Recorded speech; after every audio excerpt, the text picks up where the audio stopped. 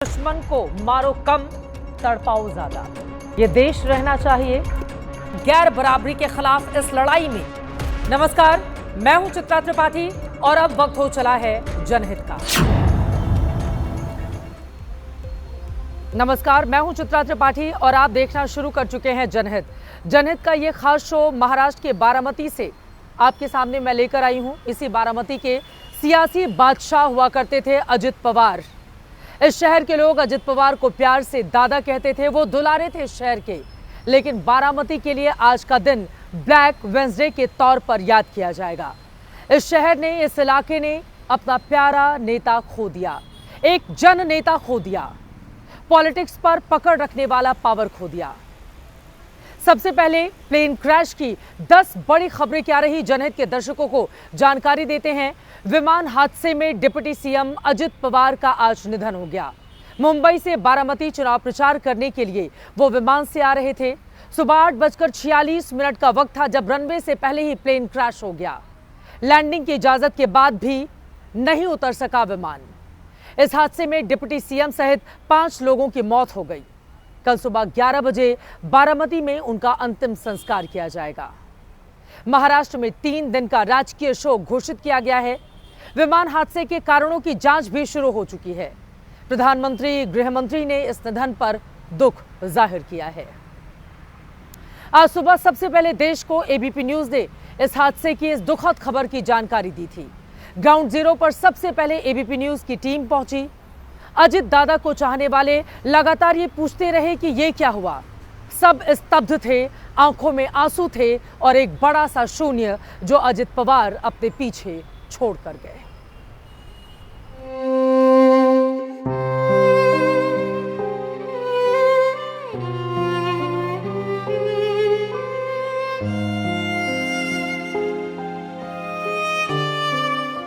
इस धधकती आग में एक सपना जल गया। जल गई महाराष्ट्र के लाखों लोगों की उम्मीदें। जो बारामती की इस मिट्टी का बादशाह हुआ करता था, उसने इसी मिट्टी में आखिरी सांस ली। सुबह 8:45 का वक्त था जब चार्टर्ड प्लेन हादसे का शिकार हुआ। आसमान तक उठती लपटों में महाराष्ट्र की उम्मीदों का दर्दनाक अंत हो गया। पहली बार नहीं था जब अजित पवार प्लेन में बैठकर बारामती गए हों।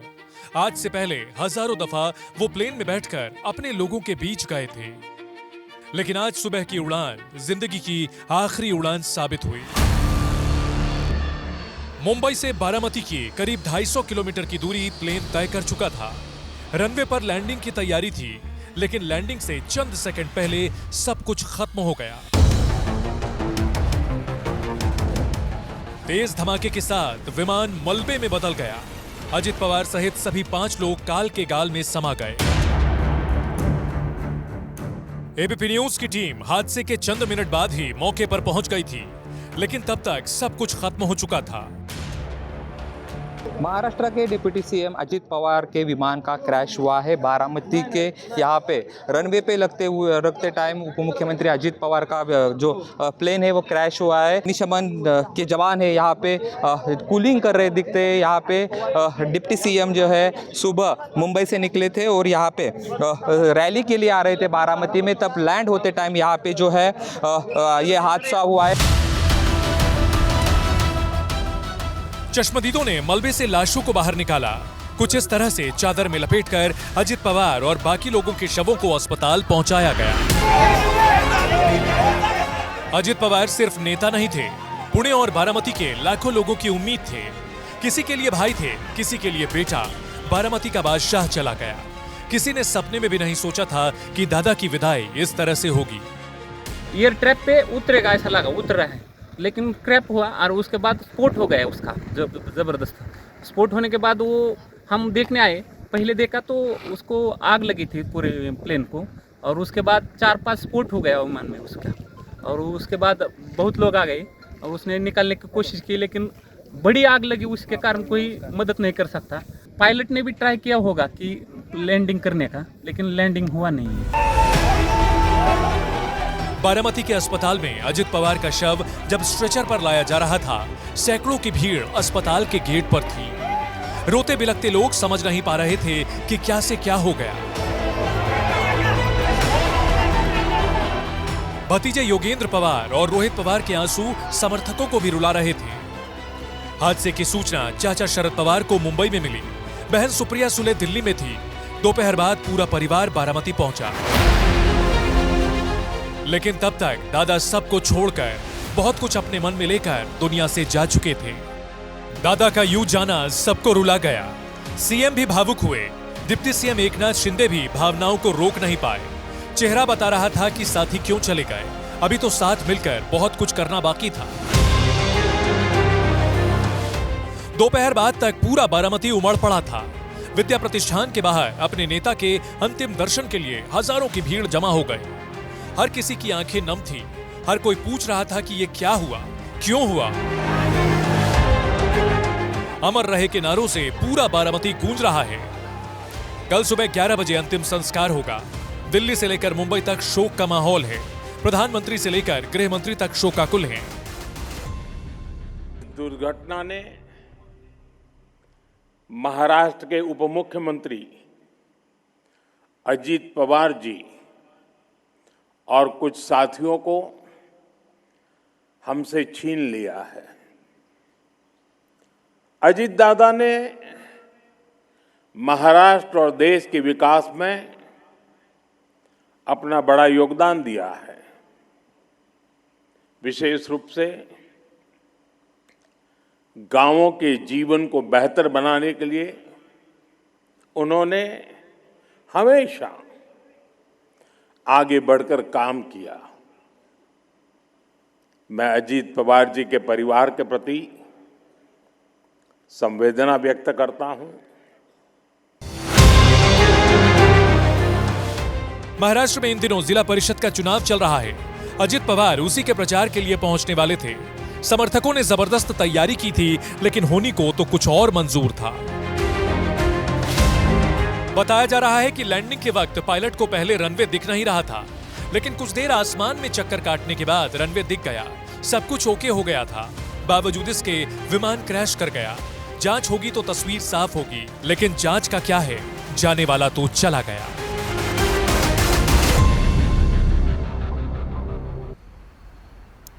प्लेन क्रैश की खबर सुनकर, हादसे की तस्वीरों को देखकर पूरा देश हैरान रह गया, स्तब्ध है। आग की लपटें इतनी भयावह थी कि शवों का पहचान, उनकी शिनाख्त बेहद मुश्किल था। लेकिन जिस घड़ी ने अजित पवार को महाराष्ट्र की सियासत का दादा बनाया, वही घड़ी आखिरी वक्त में उनकी पहचान साबित करने का जरिया बनी। अजित पवार में हाथ में जो घड़ी पहन रखी थी, उसी से उनके शव की शिनाख्त की गई। अगर वो घड़ी नहीं होती तो फिर डीएनए जांच के बाद ही शव की पहचान हो पाती।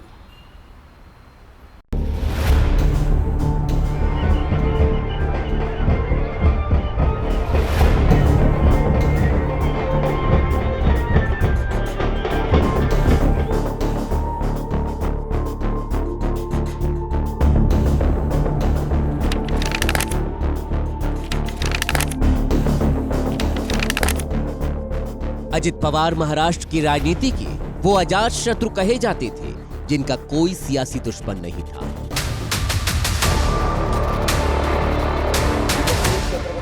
अजित पवार की पूछ हर दल में थी।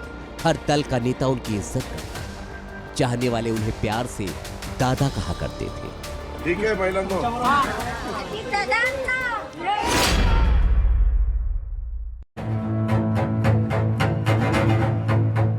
सुबह प्लेन क्रैश के बाद बारामती में घटनास्थल पर भीषण आग लग गई। तमाम शव झुलस गए थे। ऐसे में शवों की तत्काल पहचान किसी चुनौती से कम नहीं थी, लेकिन अजित पवार ने हाथ में जो घड़ी पहनी थी, उसी घड़ी ने मदद की। जिस घड़ी ने उन्हें महाराष्ट्र की राजनीति में नाम दिया, पहचान दी, 5-5 बार डिप्टी सीएम की कुर्सी तक पहुंचाया, उसी घड़ी ने अंतिम वक्त में भी पहचान कराने में मदद की।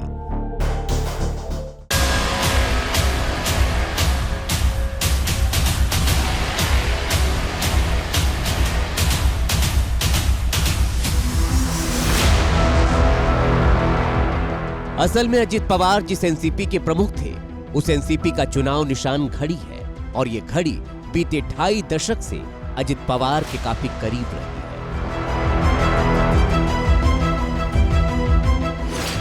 कहा जाता है कि अजित पवार घड़ियों के शौकीन रहे हैं। इन दिनों वो सिल्वर मेटल स्ट्रैप और ब्लैक डायल वाली घड़ी पहन रहे थे, जबकि 2 हफ्ते पहले तक उनकी कलाई में गोल्डन सिल्वर मेटल स्ट्रैप और व्हाइट डायल वाली घड़ी दिखाई दे रही थी।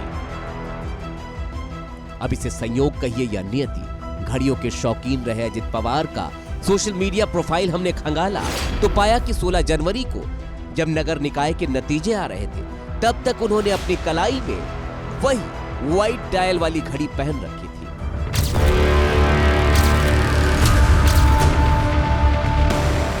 और 17 जनवरी के बाद जितनी भी तस्वीरें सोशल मीडिया पर दिखाई दी, उन तस्वीरों में ब्लैक डायल और गोल्डन सिल्वर मेटल स्ट्रैप वाली घड़ी दिख रही है।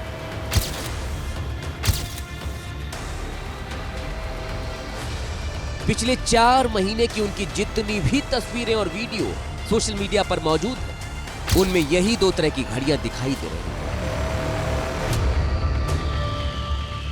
अभी 3 दिन पहले ही नेताओं की पसंदीदा घड़ियों को लेकर इंडियन वॉच काउंसिल ने एक डीप रिसर्च रिपोर्ट दी थी, जिसमें बताया गया था कि अजित पवार स्विस कंपनी ऑडोमार पीगे की घड़ी पसंद करते हैं। बाकायदा उस रिपोर्ट में ब्लैक डायल वाली घड़ी की कीमत भी बताई गई थी, जो करीब 60 लाख के करीब।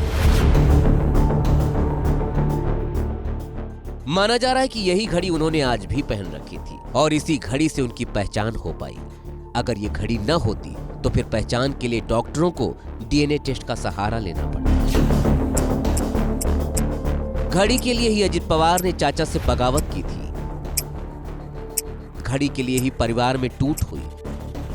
जिस घड़ी के लिए अजित पवार ने गठबंधन का गणित बदल दिया, वही घड़ी उनकी जिंदगी की आखिरी घड़ी में उनकी पहचान साबित करने का सबसे बड़ा जरिया बनी, सहारा बनी।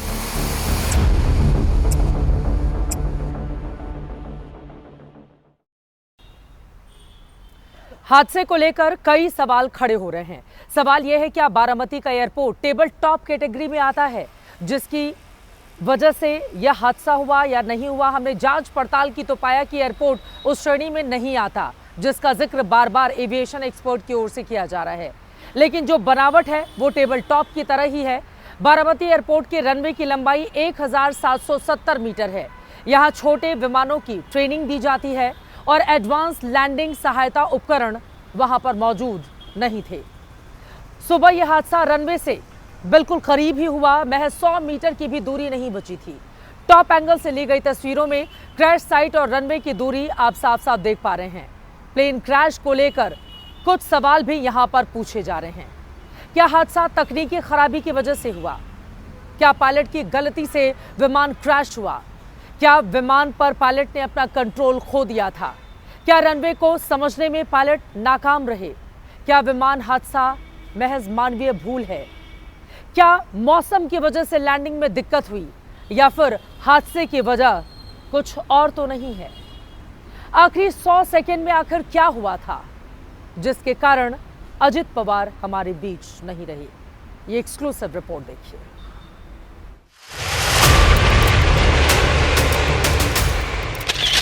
तस्वीर नंबर 1, सुबह 8:46 पर प्लेन क्रैश हुआ।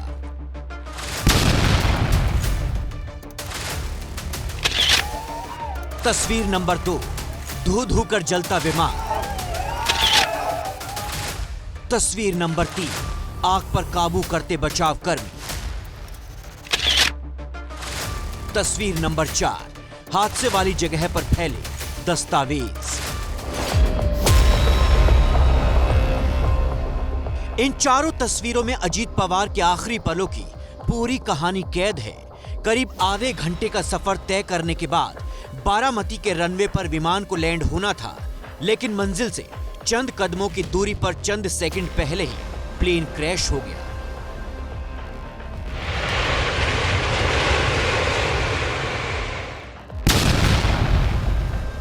एयरपोर्ट से आग और धुएं का गुबार देख स्थानीय लोग क्रैश साइट की तरफ तेजी से दौड़े।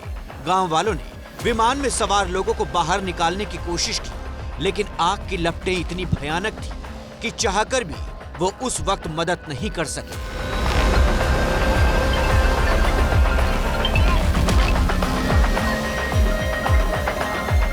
डीजीसीए को और एआईबी को भी अलर्ट करके उनके ऑफिसर को भी यहाँ पे साइट पे भेजने के लिए बोल दिया है और जैसे ही वो आएंगे उनकी जांच की वो भी शुरू हो जाएगी। और लोकल यहाँ के पुलिस को भी बता दिया कि साइट को सुरक्षित कॉर्डन ऑफ करें, फेंसिंग करें, ताकि वहाँ पे जो भी इन्वेस्टिगेशन के लिए चाहिए होगा उस तरह की परिस्थिति रहे। हादसे को लेकर एबीपी न्यूज को जो जानकारी मिली है उसके मुताबिक सुबह करीब 8:18 पर पायलटों ने बारामती एयर स्ट्रिप से संपर्क किया। कंट्रोल रूम से उन्हें बताया गया कि मौसम ठीक है, हवा शांत है और विजिबिलिटी लगभग 3000 मीटर है। करीब 25 मिनट का सफर तय करने के बाद विमान धीरे धीरे रनवे 11 की ओर उतरने लगा। लेकिन जब पहली बार लैंडिंग की कोशिश हुई तो पायलटों को रनवे साफ दिखाई नहीं दिया। चारों ओर हल्की धुंध और जमीन के पास कम विजिबिलिटी की वजह से उन्होंने तुरंत फैसला लिया कि ऐसे में उतरना खतरे से खाली नहीं है। इसीलिए उन्होंने गो अराउंड किया और विमान को दोबारा ऊपर ले गए। कुछ देर बाद दूसरी बार फाइनल अप्रोच शुरू की गई। इस बार भी शुरुआत में रनवे नजर नहीं आया। कंट्रोल रूम से बार बार पूछा गया, रनवे दिख रहा है या नहीं? पायलटों ने जवाब दिया, अभी नहीं, जैसे ही दिखेगा बताएंगे। कुछ ही पलों के बाद उन्होंने कंट्रोल रूम से तीसरी बार संपर्क किया और बताया कि अब रनवे दिख रहा है। इसके बाद उन्हें रनवे 11 पर उतरने की अनुमति दे दी गई। सबको लगा कि अब लैंडिंग सुरक्षित हो जाएगी। लेकिन ठीक इसी दौरान हालात तेजी से बदल गए और हादसा हो गया। डीजीसीए के मुताबिक ये एक टेबल टॉप रनवे है। लगभग 100 फीट की ऊंचाई पर विमान का संतुलन बिगड़ गया। दूसरे लैंडिंग के दौरान विमान रनवे तक पहुंचने से पहले ही जमीन पर जाकर टकरा गया। फोरेंसिक की टीम जांच कर रही है, हादसे के कारणों को समझने में लगी है। घटना स्थल पर कुछ दस्तावेज और कागजात गिरे हुए दिख रहे हैं जो आग की लपटों में आने से बच गए। विमान के कुछ टुकड़े भी मिले हैं जो आग की लपटों से बच गए हैं। क्रैश हुए इस विमान में अधिकतम 8 यात्री बैठ सकते थे। सुबह विमान में 5 लोग सवार थे। हादसे में सभी के सभी अपनी जान गंवा चुके हैं। इनमें डिप्टी सीएम अजित पवार के साथ उनके personal security officer Vidip Jadhav, pilot captain Sumit Kapoor, captain Shambhavi Pathak और फ्लाइट अटेंडेंट पिंकी माली शामिल हैं। अब जब जांच होगी तो तस्वीर साफ होगी। फिलहाल सवालों के घेरे में बहुत कुछ है। मानवीय भूल से लेकर तकनीकी खामियों तक का एंगल तलाशा जा रहा है।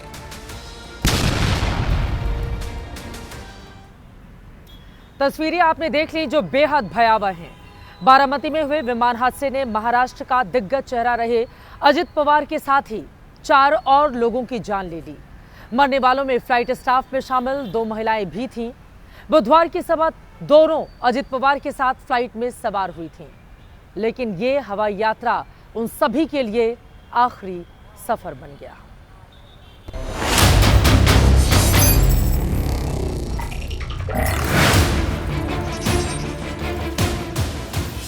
महाराष्ट्र के बारामती में हुए इस दर्दनाक विमान हादसे ने फ्लाइट के 2 पायलट और 1 क्रू मेंबर के परिवार को भी कभी न भर पाने वाला जख्म दे दिया।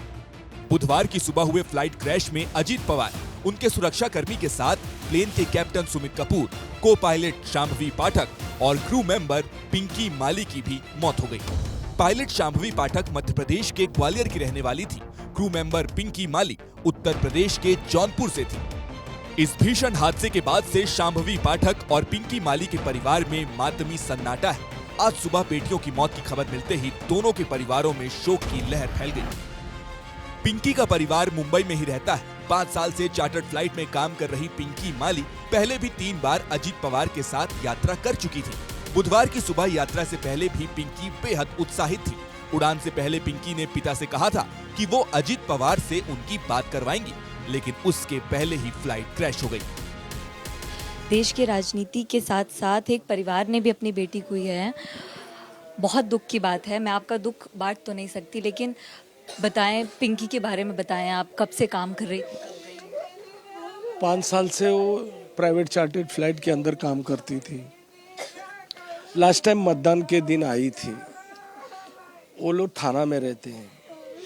तो मतदान के दिन आके बहुत शाम तक हम लोग के साथ बैठी हुई। फिर कल फ़ोन की मुझे कि मैं अजीत दादा पवार के साथ मैं बारामती जा रही हूँ और पापा मैं वहाँ से नांदेड़ चली जाऊँगी, आने के बाद मैं मिलती हूँ, ऐसा बोला। लास्ट वर्ड उसका ही।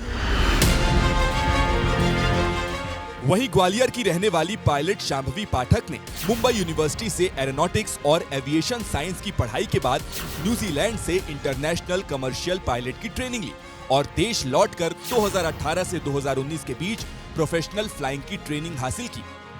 विमान हादसे के बाद टीवी पर खबरें चली तो ग्वालियर में शांभवी के परिवार को उनकी मौत की खबर मिली। पोती की दर्दनाक मौत का पता चलते ही शांभवी पाठक की दादी का रो रो कर बुरा हाल है। हादसे की जांच शुरू हो चुकी है। जल्द ही सच भी देश के सामने आ जाएगा कि हादसा क्यों और कैसे हुआ। लेकिन यह सवाल है, क्या हमारी और आपकी तरह हमारे राजनेताओं को भी थोड़ा सब्र नहीं रखना चाहिए? अजित पवार के प्लेन क्रैश को लेकर आज कुछ नेताओं ने जिस तरह की राजनीति की, उसके बाद खुद बुजुर्ग शरद पवार को भी सामने आकर कहना पड़ गया कि कम से कम यहां पर अपनी राजनीति छोड़ देनी चाहिए।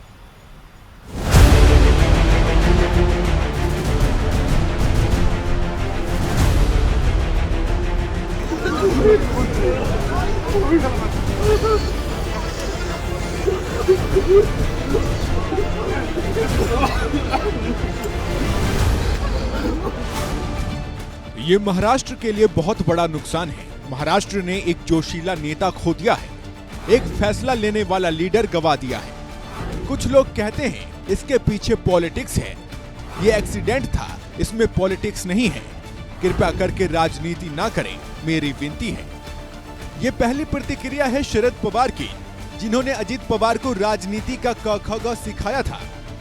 जिन शरद पवार के पीछे चलकर अजीत पवार महाराष्ट्र के अजीत दादा बने, यही शरद पवार जिन्होंने राजनीति का पूरा एक युग देखा है, आज विनती करते दिखे कि इस वक्त तो राजनीति मत करो। ये जो नुकसान हुआ है ये भरने वाला नहीं है। आज सभी चीजें अपने हाथ में नहीं है, लेकिन कुछ बुरी शक्तियां जानबूझकर इस तरह की बातें फैला रही हैं कि इसके पीछे कोई राजनीति तो नहीं है। ये केवल एक दुर्घटना है, इसमें राजनीति नहीं है। इसकी पीड़ा महाराष्ट्र को और हम सभी को बहुत है। कृपया करके इसमें राजनीति ना लाएं, ये मेरी विनती है।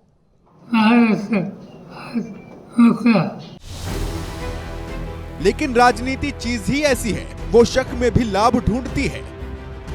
जो लोग संजय गांधी के प्लेन क्रैश पर इंदिरा गांधी की साजिश के किस्से बनाने से नहीं चूके, जो लोग माधवराव सिंधिया के प्लेन क्रैश को उन्हीं की पार्टी का षड्यंत्र बताने में पीछे नहीं रहे, जिन्होंने राजशेखर रेड्डी से लेकर सीडीएस बिपिन रावत तक पर किस्से बनाए, वो कैसे चूक जाते? सुबह अजीत पवार का प्लेन क्रैश होते ही किस्से कहानियां बनने लगी। सीएम के जिम्मेदार पद पर बैठी ममता बनर्जी ने पहली कहानी बनाई। देश में जब जनता सुरक्षित नहीं तो आम लोगों की सुरक्षा की क्या बात की जाए। 2 दिन पहले पता चला वो बीजेपी को छोड़ने वाले हैं, आज ये घटना हो गई। हमें सिर्फ सुप्रीम कोर्ट की जांच पर भरोसा है और किसी एजेंसी पर नहीं है। जाहिर सी बात है, हादसा हुआ है तो जांच होगी ही, होती ही है। खुद उड्डयन मंत्री आज बारामती पहुंचे, लेकिन ममता ने जांच से पहले एंगल निकाला तो और भी बड़े बड़े नेता इस भेड़ चाल में कूद पड़े। अखिलेश ने समर्थन किया, कहा ममता बनर्जी की मांग जायज है, हादसे की जांच होनी चाहिए। शिवसेना यूबीटी के अरविंद सावंत बोले कि जांच सीबीआई या फिर किसी एजेंसी से कराना चाहिए। कांग्रेस अध्यक्ष खड़गे बोले, सारे नेता प्लेन से सफर करते हैं, हादसे की जांच होनी चाहिए। एक बार को ये बात तो साफ होनी चाहिए कि आखिरकार ये घटनाएं क्यों हुई। पूर्व में भी कई हमारे वीआईपी इसी तरह उनकी जान गई है, तो आखिरकार ऐसी जांच हो जिससे निष्पक्ष पता लगे कि आखिरकार घटना किस वजह से हुई। आज बड़ी संभावनाओं आप हमने खो दिया, देश की भी, प्रमोद महाजन जी भी, मुंडे जी भी। अब क्या है ये, संजोग है या साजिश, मुझे तो नहीं पता। जांच तो होना चाहिए, क्योंकि ऐसा एक्सीडेंट हुआ है जो अननेचुरल है, वहाँ पर ऐसा हुआ क्यों, इसकी जांच तो होना ही चाहिए। और अब बात करेंगे महाराष्ट्र की राजनीति में अजित पवार के बगैर अब आगे क्या फर्क पड़ेगा महायुति की सरकार पर? क्या होगा उस असली एनसीपी का भविष्य जिसे अजित पवार छोड़कर गए? और क्या होगा पवार परिवार की विरासत का, जिसे शुरू तो शरद पवार ने किया था लेकिन बढ़ा रहे थे मौजूदा वक्त में अजित पवार? आने वाले दिनों के सवालों पर आपको हमारी ये रिपोर्ट जरूर देखनी चाहिए जो इस वक्त महाराष्ट्र के लोगों के ज़हन में है। सुबह 8:45 का वक्त था। एक हादसा हुआ और घड़ी रुक गई।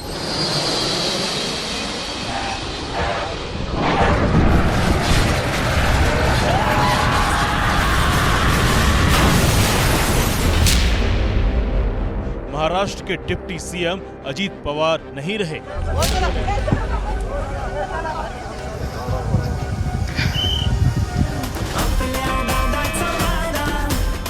महाराष्ट्र की राजनीति बांधकर चल रही थी कि वर्तमान में चाचा शरद पवार भले ही एक्टिव हों, पर देर सवेर एनसीपी का भविष्य अजीत दादा ही होंगे। वो ही महाराष्ट्र में पवार पावर को आगे ले जाएंगे।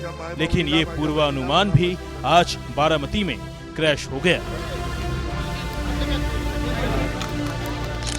लड़खड़ाते कदमों से सीढ़ी चढ़ते हुए बुजुर्ग शरद पवार आज और भी कमजोर दिखे।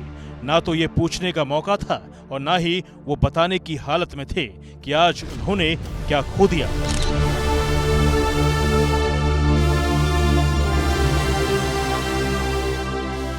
समय किसी भी दुख का सबसे बड़ा मरहम होता है।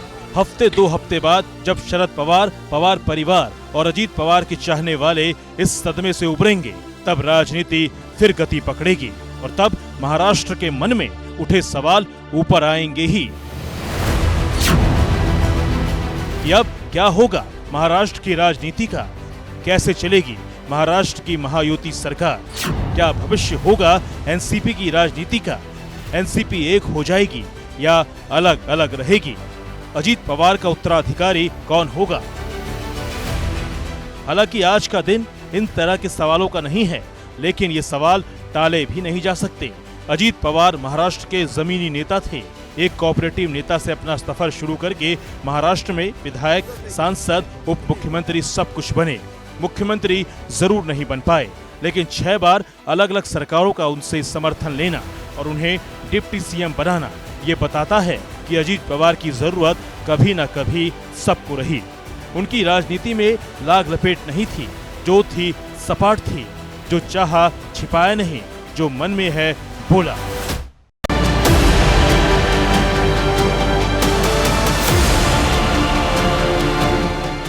अजीत पवार की खूबी थी कि वो सबके साथ एडजस्ट हो जाते थे। विचारों को ना लेकर वो बहुत राइट रहे और ना ही बहुत लेफ्ट। अब सवाल उनके ना रहने के बाद के हैं कि महाराष्ट्र सरकार में उनकी जगह कौन लेगा और एनसीपी का भविष्य क्या होगा। पहले सरकार की बात कर लेते हैं। महाराष्ट्र विधानसभा के कुल 288 सदस्यों में अभी बीजेपी के 132, शिवसेना शिंदे के 57 और एनसीपी अजीत गुट के 41 विधायक हैं। सिर्फ बीजेपी और शिवसेना को मिलाकर ही बहुमत से ज्यादा नंबर हैं। यानी सरकार को कोई खतरा नहीं है, जैसे चल रही है चल सकती है। अजीत पवार के अलावा सरकार में एनसीपी के 7 कैबिनेट मंत्री और 1 राज्य मंत्री है। वो भी जैसे बने हुए हैं बने रह सकते हैं।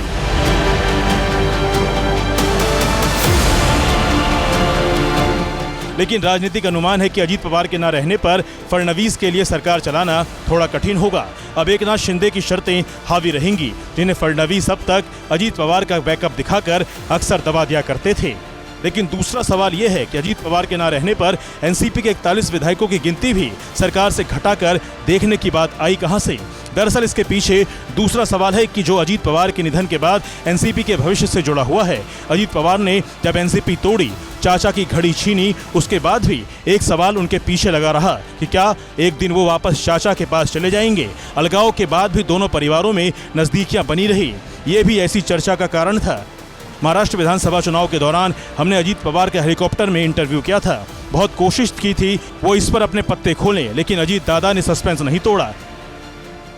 बार बार आपके ऊपर ये भी आरोप लगते हैं कि हो सकता है आगे आने वाले वक्त में आप और शरद पवार जी पलटी मारकर एक हो जाएं। इस तरह की स्थिति बनेगी आप लोग? सुनो, मैंने जब पॉलिटिक्स में मैं आया तब मेरी पार्टी थी कांग्रेस पार्टी उसके बाद कांग्रेस पार्टी ने पवार साहब को, संगमा जी को, तारिक अनवर को पार्टी से हटा दिया।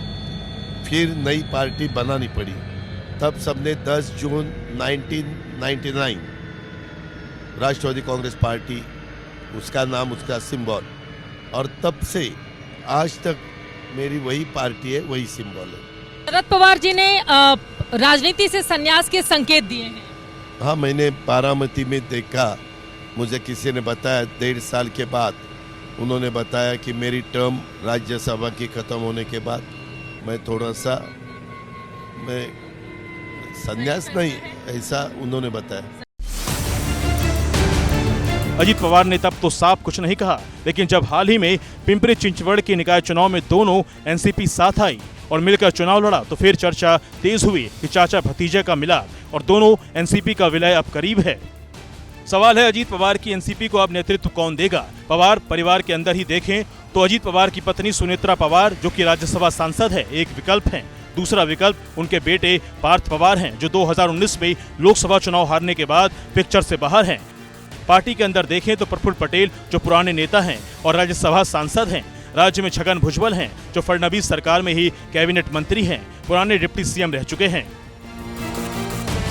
इससे उलट दूसरी राजनीतिक थ्योरी यह है कि शायद एनसीपी वापस शरद पवार की शरण में चली जाए, जैसा कि बार बार दोनों ओर से कहा भी जाता है कि दोनों ओर की भावना है।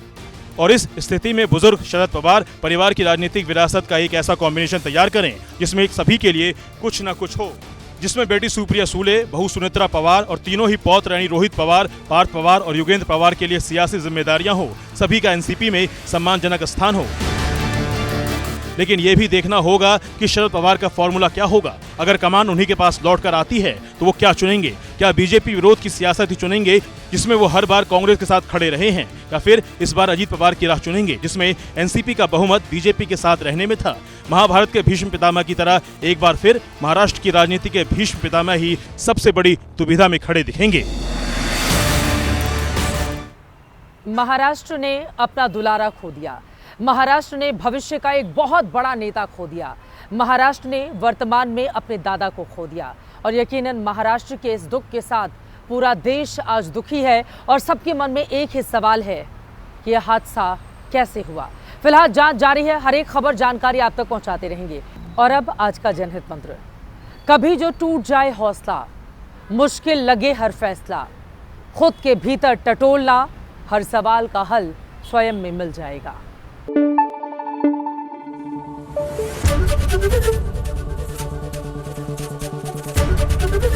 एबीपी न्यूज आपको रखे आगे।